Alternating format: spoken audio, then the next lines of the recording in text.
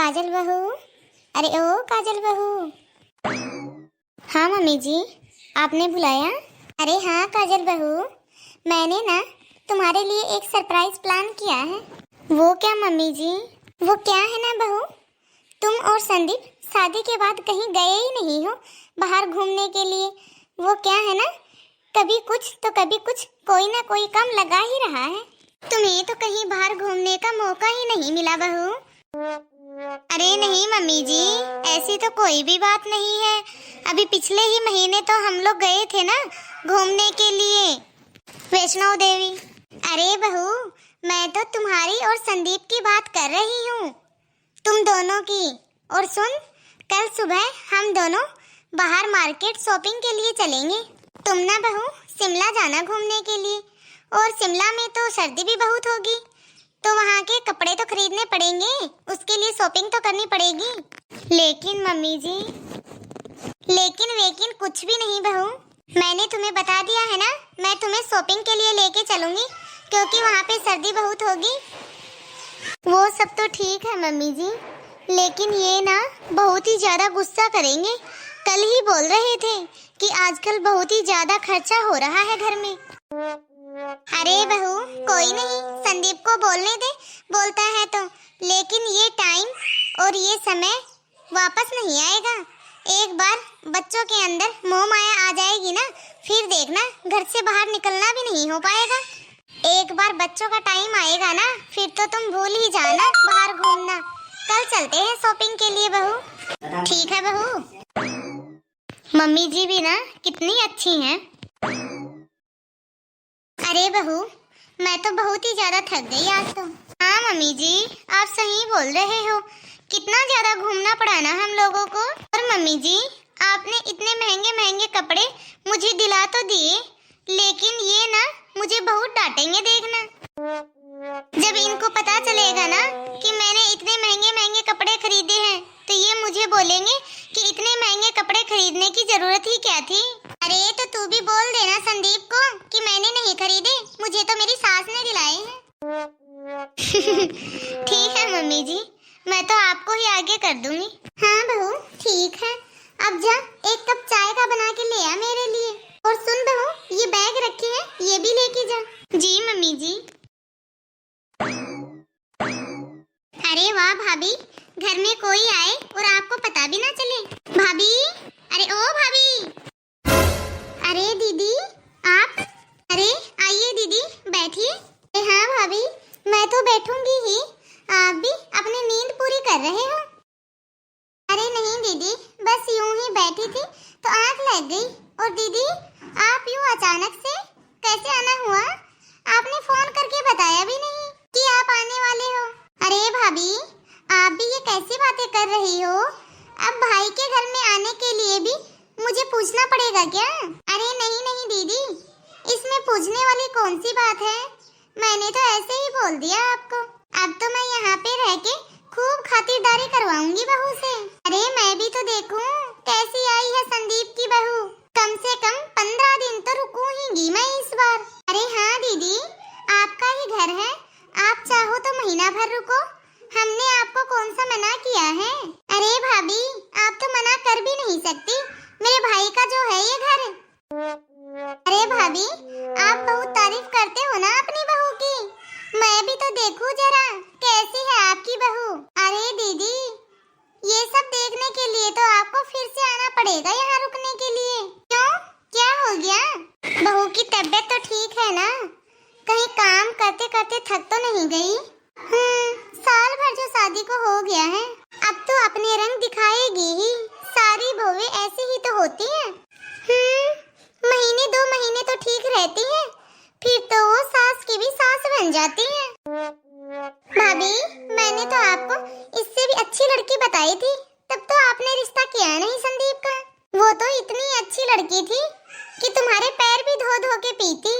उस लड़की की सास मुझे अब भी मिलती है और बोलती है कि मेरी बहू तो इतनी अच्छी है कि इसकी जैसी बहू तो पूरे गांव में नहीं है। अरे भाभी, आपने तो खुद ही अपने पैरों पे कुल्हाड़ी मार ली शहर की बहू लाके। अरे दीदी, ऐसी कोई बात नहीं है, आप तो कुछ ज्यादा ही गलत सोच गई। अरे मैं तो ये बोल रही थी कि मेरे बेटे और बहू घूमने के लिए जा रहे हैं शिमला, इसलिए बोल रही थी कि आपको यहाँ आने रुकने के लिए तो दोबारा ही आना पड़ेगा। जब दोबारा आओ तब खाना बहू के हाथ का बना हुआ खाना। नमस्ते बुआ जी। अरे बहू, कहाँ जा रही हो तुम? हाँ बुआ जी, हम शिमला जा रहे हैं घूमने के लिए। इनकी भी छुट्टी थी और मम्मी जी ने प्लान बना दिया घूमने का। हाँ? ये लो, मेरा तो फिर यहाँ आना बेकार ही हो गया। अब तो तुम लोग यहाँ पे रहोगे नहीं। अरे नहीं दीदी, ऐसी तो कोई भी बात नहीं है। मैं और आपके भैया थोड़ी ना जा रही हैं, ये ही जा रहे हैं दोनों, मेरे बेटा और बहू। हम तो यहाँ आपके पास ही रहेंगे दीदी। हाँ?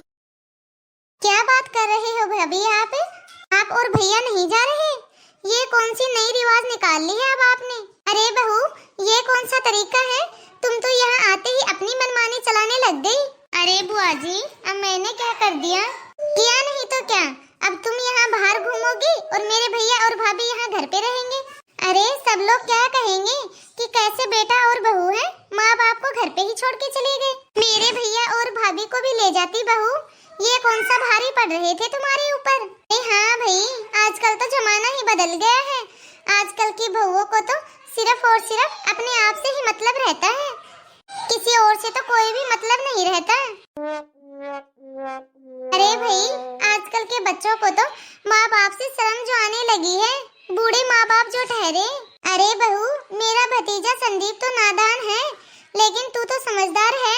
अरे उसने नहीं कहा तो क्या हुआ, तू तो बोल सकती थी ना कि मैं अपनी सास को अपने साथ लेके जाऊंगी। हाँ भाई, तू क्यों कहेगी साथ ले जाने के लिए? साथ साथ जाती तो तुम्हारे तो सारे ही अरमान फीके पड़ जाते। दीदी, आपने तो हद ही पार कर दी है। आप तो मेरी बहू के पीछे हाथ धो के ही पड़ गए। तब से कितना कुछ सुनाए जा रहे हो आप बिना बात के मेरी बहू को। अब तो मेरी तो कुछ सुन ही नहीं रहे, अपने ही बोले जा रहे हो जब से आए हो। जब से संदीप की शादी हुई है, तब से ये दोनों अकेले कहीं भी घूमने के लिए नहीं गए हैं। तब मैं ही चाहती हूँ कि ये दोनों अकेले कहीं घूमने के लिए जाएं, एक दूसरे के साथ टाइम स्पेंड करें, क्योंकि बेटे को तो ऑफिस से फुर्सत नहीं है और बहू को घर के काम से फुर्सत नहीं है। दोनों एक दूसरे के साथ घूमेंगे फिरेंगे, तभी तो एक दूसरे को जानेंगे पहचानेंगे। इन्हें भी तो थोड़ी बहुत प्राइवेसी चाहिए अपनी जिंदगी में। इतनी मुश्किल से तो दीदी मैंने प्रोग्राम सेट किया है इन लोगों के लिए, और रही बात मेरे साथ जाने की, तो दीदी अभी 2 महीने पहले ही हम लोग वैष्णो देवी होके आए हैं पूरी फैमिली के साथ। और ये जरूरी नहीं कि हमेशा मैं इन लोगों के साथ साथ चलूं। अरे थोड़ा बहुत टाइम तो मियाँ बीबी को भी साथ में बिताने दो। तो भाभी, अब आप ही मुझे बताइए कि आप कभी अकेले घूमने के लिए गए थे क्या? आप तो हमेशा पूरे परिवार के साथ ही चलते थे। मैंने तो आपको कभी भी नहीं देखा अपनी पूरी जिंदगी में आपको अकेले घूमते हुए। हाँ दीदी, वो तो मुझे ही पता है, मुझे कितना अच्छा लगता था ऐसे पूरी फैमिली के साथ घूमते हुए। पहली बात तो दीदी, मैं ज्यादा कहीं घूमने के लिए नहीं जाती थी, और यदि कहीं घूमने का प्रोग्राम भी बन जाता था तो मेरी सास यानी कि आपकी माँ का मुंह तो पहले ही बन जाता था। और यदि हाँ भी हो जाती थी तो अकेले तो हम लोग जा नहीं पाते थे, पूरी फैमिली साथ जाती थी घूमने के लिए। आप लोग भी तो जाते थे हमारे साथ। आप लोगों ने तो कभी भी नहीं सोचा कि भैया और भाभी को भी थोड़ी बहुत प्राइवेसी मिलनी चाहिए। ये तो सास ससुर को और परिवार को खुद से ही सोचना चाहिए बहू और बेटे के लिए। अरे वो लोग अपने मुंह से नहीं बोल रहे तो क्या हुआ, ये तो खुद से भी थोड़ा बहुत सोचना चाहिए ना दीदी। देखो दीदी, मैं आपसे शिकायत नहीं कर रही, उस टाइम का कुछ याद करके मैं आपको बता रही हूँ। देखो दीदी, हमारी तो जैसे तैसे कट गई, लेकिन दीदी जो मेरे साथ हुआ वो मैं अपनी बहू के साथ नहीं होने दूंगी।